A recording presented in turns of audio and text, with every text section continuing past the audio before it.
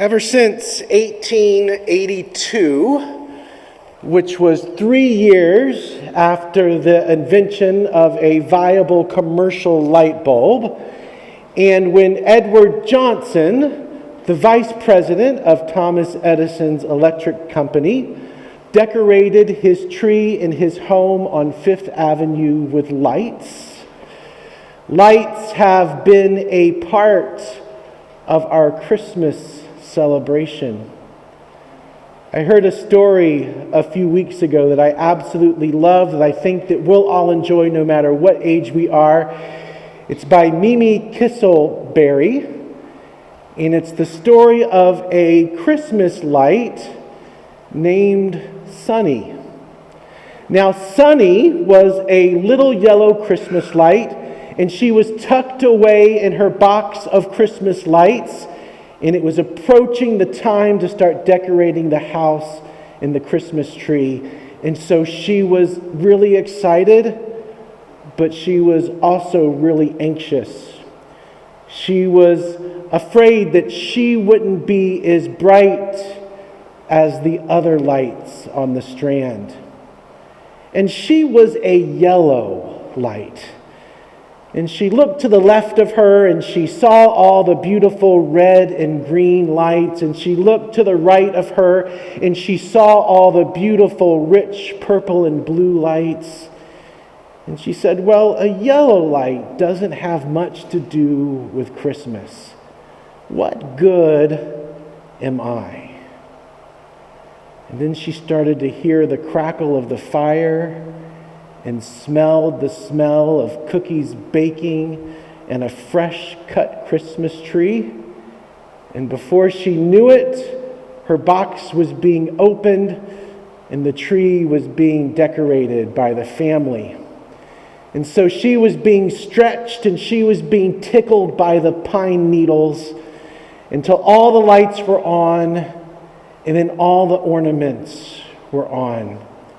And so all the little lights were saying, all right, this is the time we've been waiting for. Everybody get ready. And Dad plugged the lights in. And all the lights on the bottom of the tree lit up. But none of the lights on the top of the tree lit up. Oh my goodness, the tree's broken, Dad, the little boy said.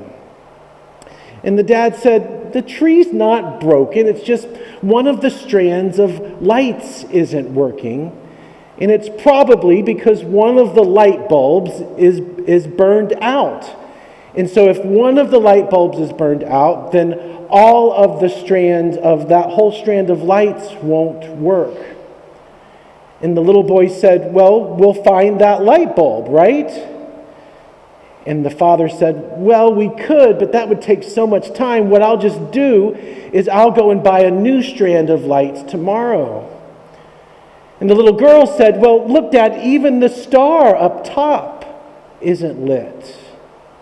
And the dad said, well, that's because this strand of lights is what powers the star at the top of the tree. So as long as this strand of lights isn't working, that star isn't going to work either.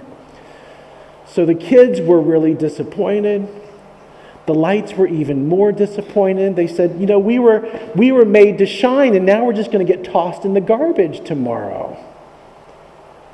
So Mom gathered the family together, and she said, I know we're disappointed that the lights aren't working, but let's listen to this story about this really important light on Christmas. And so she told the story that we just listened to of Mary and Joseph and little baby Jesus and the animals and the shepherds that came. And then she told the story about the star that was above the manger that drew all the people to Jesus' bedside. And so the kids were listening to that story, and the lights were listening to that story, and the little yellow light, Sunny, was listening to that story, and she started to feel warm inside and started to think about how every single person in that story was so important.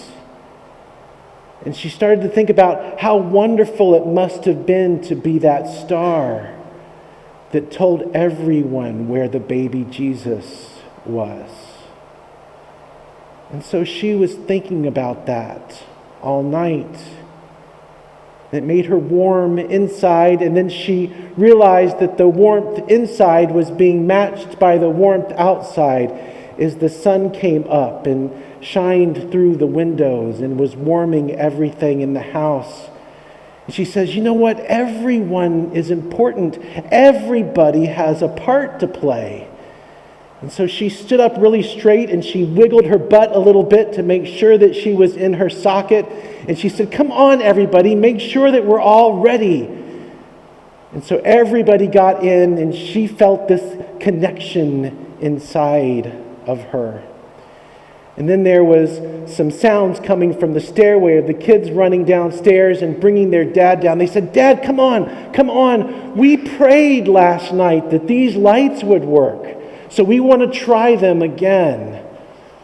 And Dad, who was still sleepy, said, well, okay. And he said, you know, sometimes the best prayer is just to go to the store and get another strand of lights. And they said, no, Dad, we prayed about this. We prayed about this. And so he said, okay. And so he plugged the lights in, and sure enough, all of the lights in the tree, all the way up to the star, all the lights, including little Sonny, lit up.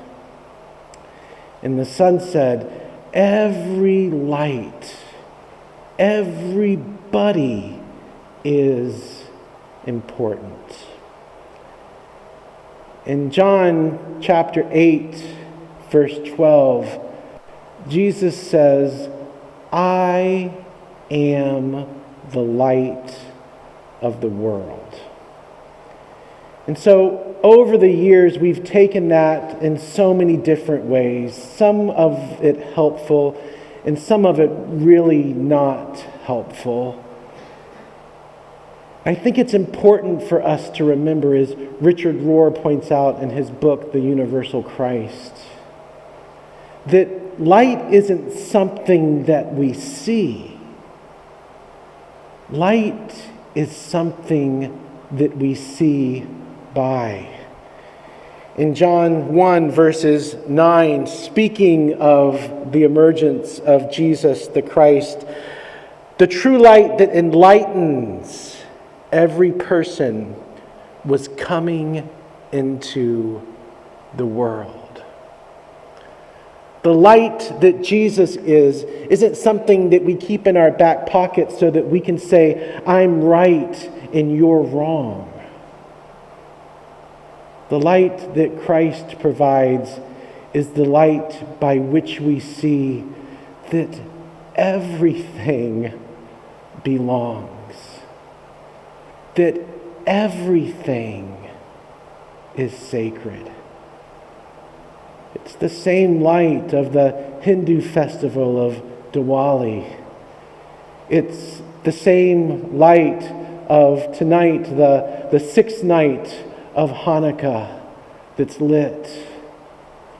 It's the same light that will begin to be lit tomorrow for the festival of Kwanzaa, a celebration of African American heritage and African American values. It's a light that we share with all of creation. It's the light that is inside each and every one of us, whether we believe it or whether we understand it or not. I said in John 8, chapter 12, Jesus says, I am the light. But you know what else Jesus says in Matthew 5, verses 14? He says, you are the light. So somehow we share this light, or reflect this light, or refract that light. It's wonderful, but it's also a wonderful responsibility. That same light which enlightens us, that helps us to see everything is part of the whole, is to be shared, is to be practiced by us. To move away from, to move through the this and that, the us and them, the I'm right and you're wrong. To observe and to participate in a light that illuminates everything, that draws us all together. To be reminded and to remind that everything is important. Everyone has a part to play in the beauty and the light of life. Let's pray together.